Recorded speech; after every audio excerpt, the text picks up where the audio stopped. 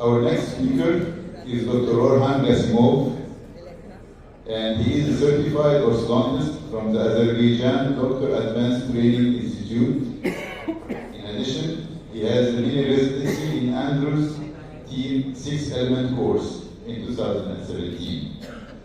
The title of his presentation is Aesthetics in the Treatment of Dental Impaction. Please welcome Dr. Orkhan. Greetings.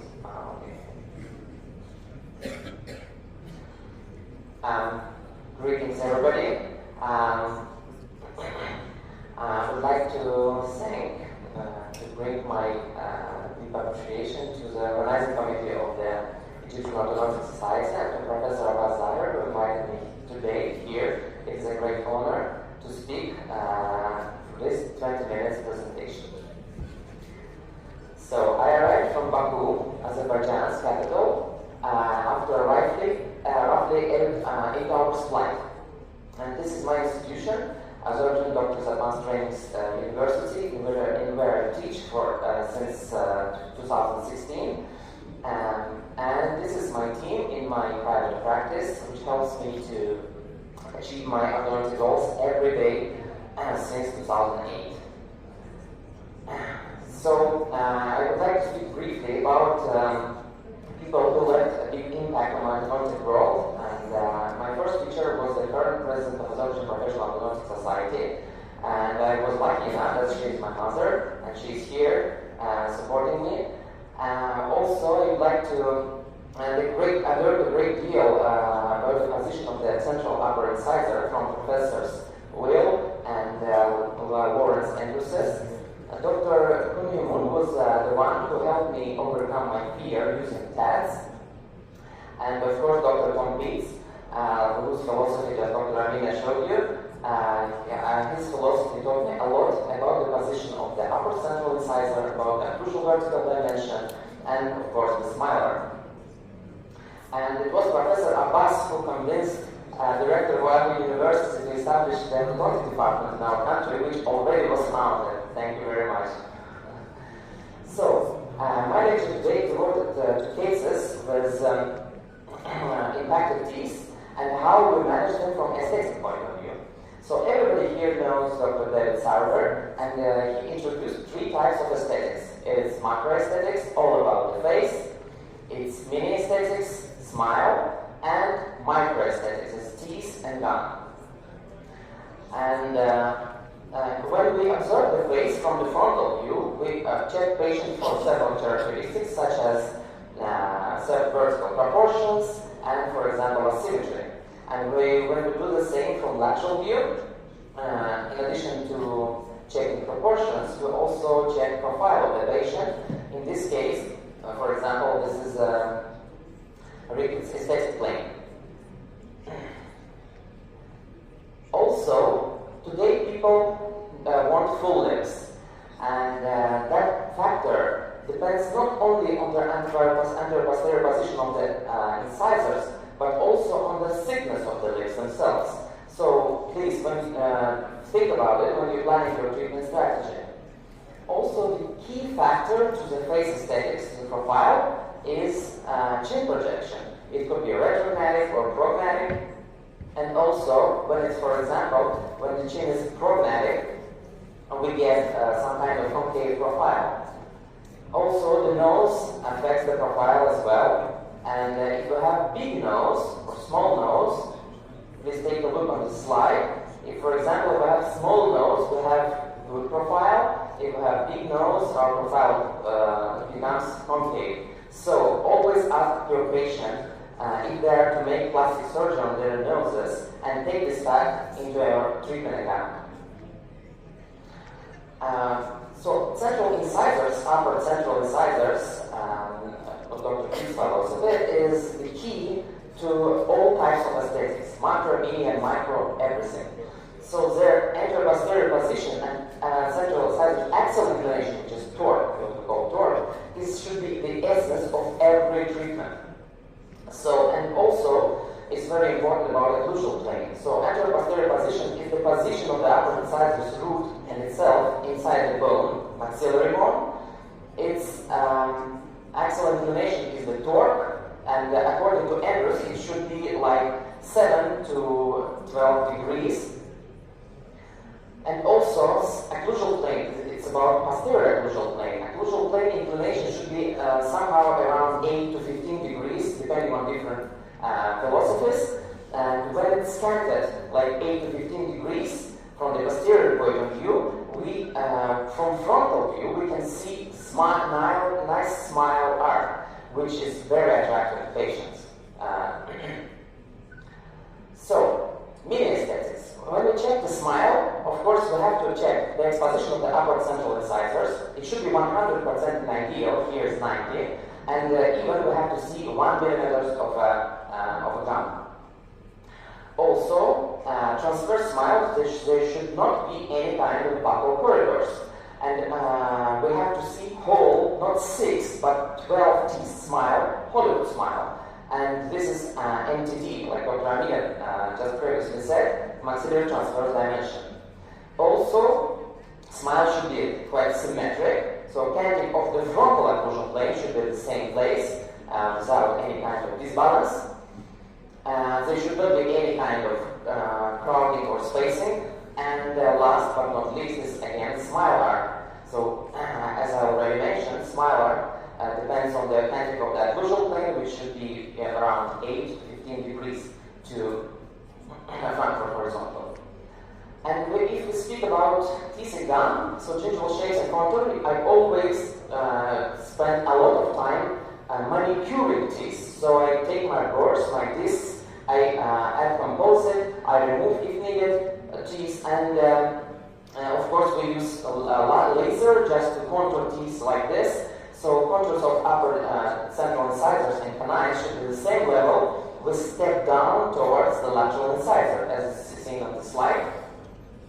Also conducting embrasures and triangular pepper spots. Again, we have to form and shape this all with our equipment, with burrs, discs, whatever. And I do it every single time point. I check it by photographs, check it on the patient, and then do this. And also, we have to take into account our proportions. As you can see, it 8 to 10 proportion in males, 7 to, in females, and 7, 5, and to 10 in males, and all kind of proportions that are seen and depicted on this slide. So, let's go to cases. So, my first case is almost 14 years old patient, female. She is like this, and she has impacted second upper right bicuspid. So if we check her from close, we can see, so she's a little bit gummy with retrognatic chin. And if you go deep into her intraoral photographs, we can see she's +2, full +2 on both sides. She has upper midline deviation to the right, and also it is due to impacted 15. So I explained to her that she needs a lot of distalization in this case and offered her braces, but she refused them due to unwanted visibility of the appliance, and went to another doctor, and she chose, can you imagine what? She chose invisible appendix appliance, which I personally don't like at all because of the irritation and protrusion it causes usually. So this is the progression that was sent me by another doctor of distalization on the appendix appliance. It's very unstable, and as it's seen here, as I forecasted, she now had protrusion, and her parents didn't like this protrusion, returned to me and asked me to continue the treatment. They now agree with everything I told them, but with exclusion of using any kind of powerful appliances. So I didn't have even chance to use like transpalatal arch in this case to prevent molars from moving mesially. So this is her protrusion, and this is her irritation.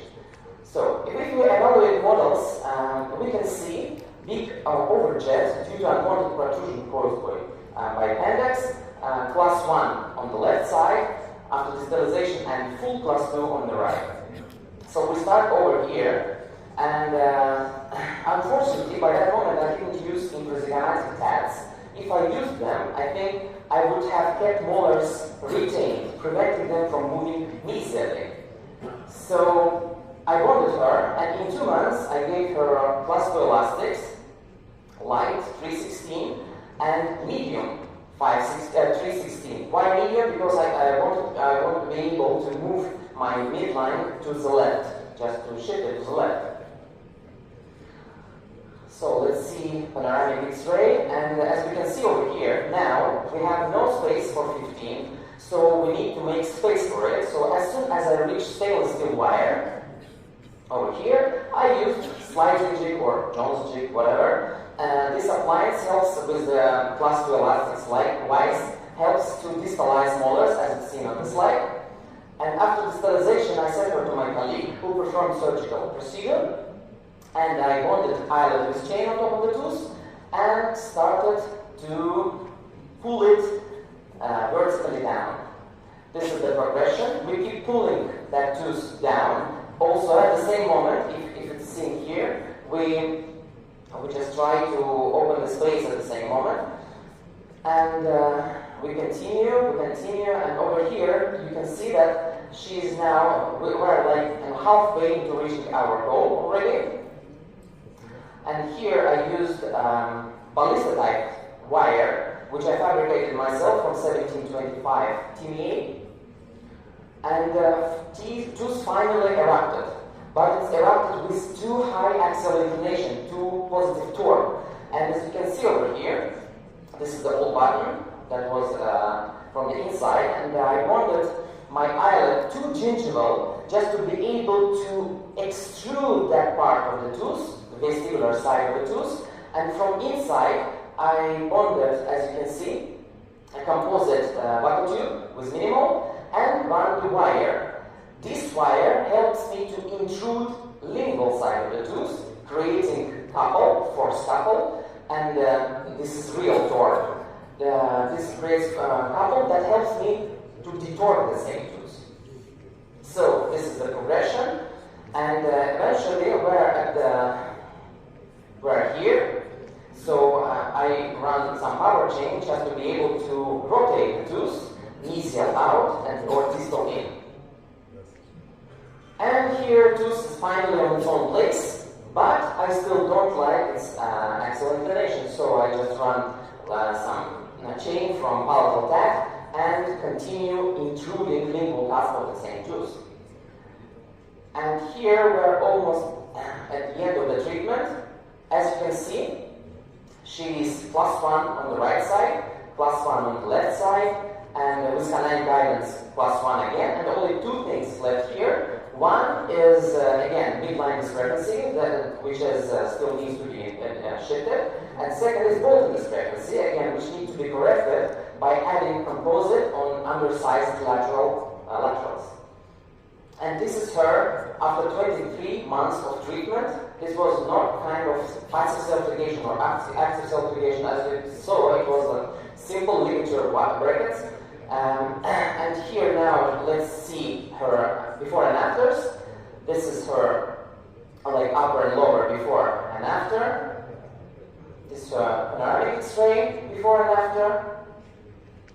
So if you remember, here she was +2 on both sides, midline deviation to the right. And this is now +1, left side +1, and midline on. And personally, I really like to make this kind of photograph. It shows me a lot of job that I did using microaesthetics, manicuring teeth. So I did it again every single time point. Just a little bit, a little bit, and a little bit. And digital models, if you remember her protrusion, and +1, +2 on both sides, this is all the work that was done here, before and after. And the most important, which is my passion, is to show patients and their parents is her smile. It is before and after. I really like to show this kind of smile, or 45-degree smile, because it looks really awesome. Let's move on to the second case. This is female, 16 years old. As you can see here, she is quite deep, and she has mandibular lateral deviation to the right.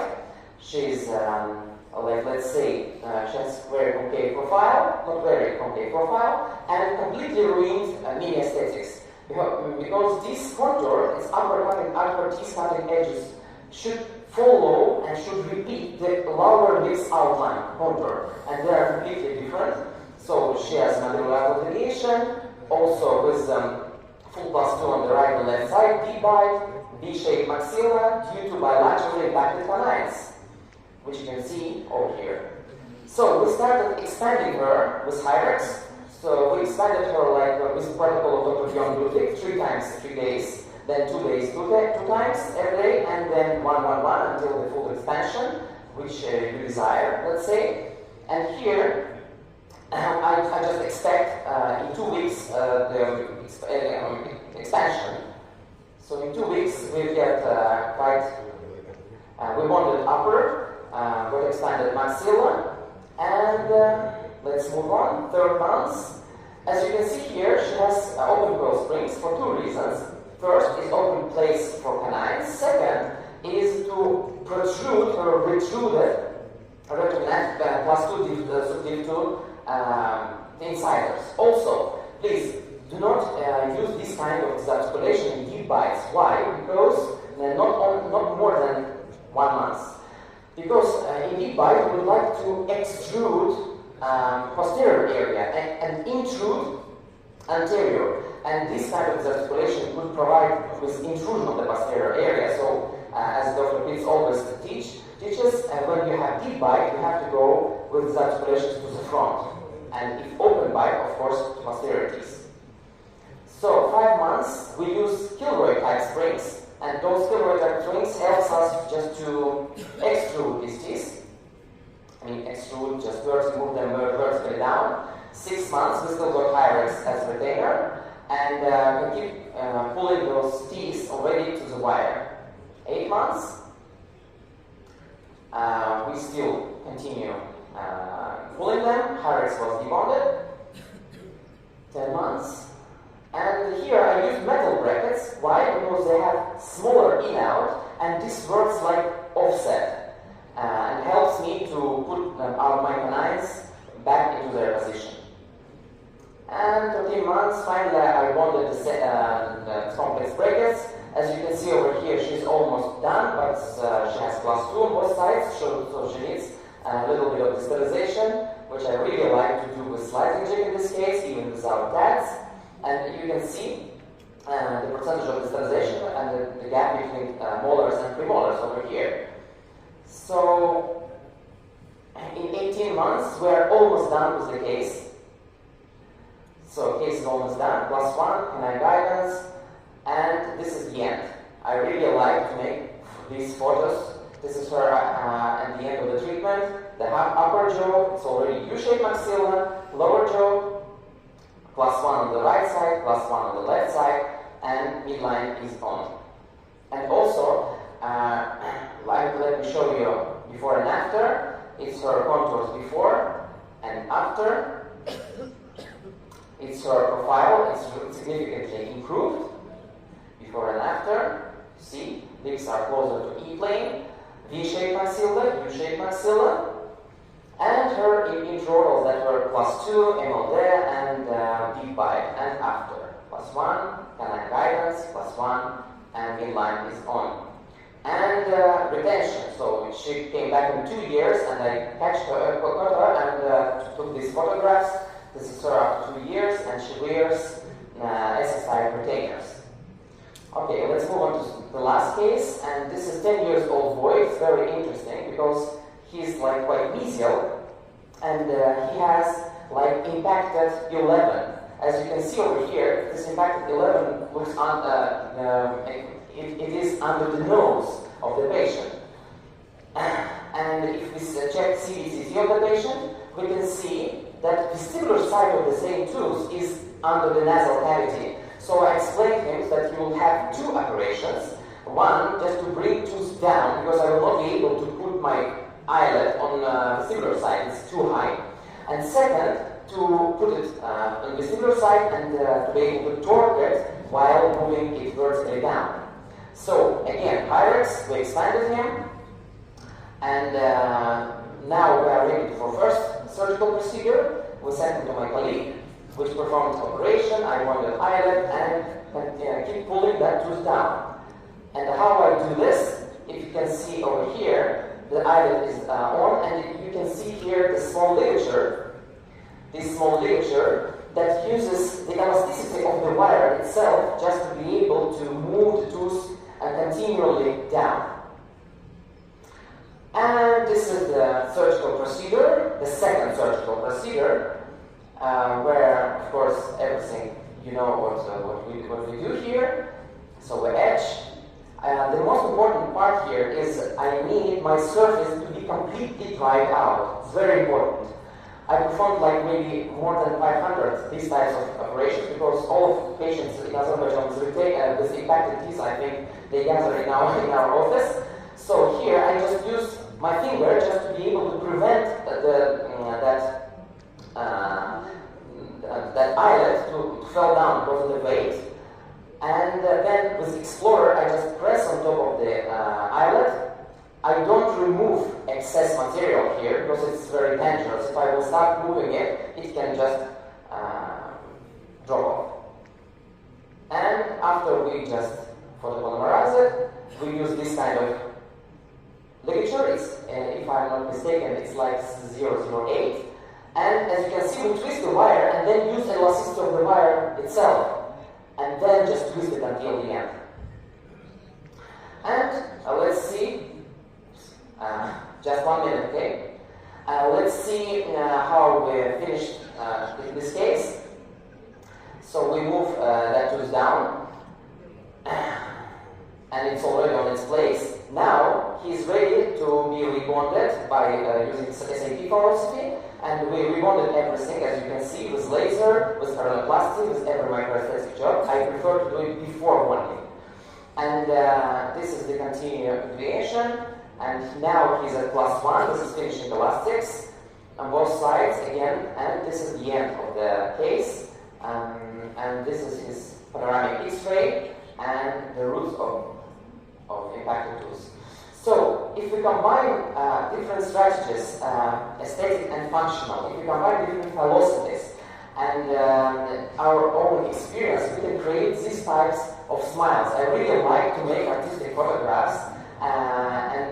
Here, we just change the lifestyle of the patient by this. So I would like to deeply thank you all for listening to my presentation, and thank you. I hope we'll see each other on future conferences. Thanks. Thank you, Dr. Orkhan. Very nice presentation.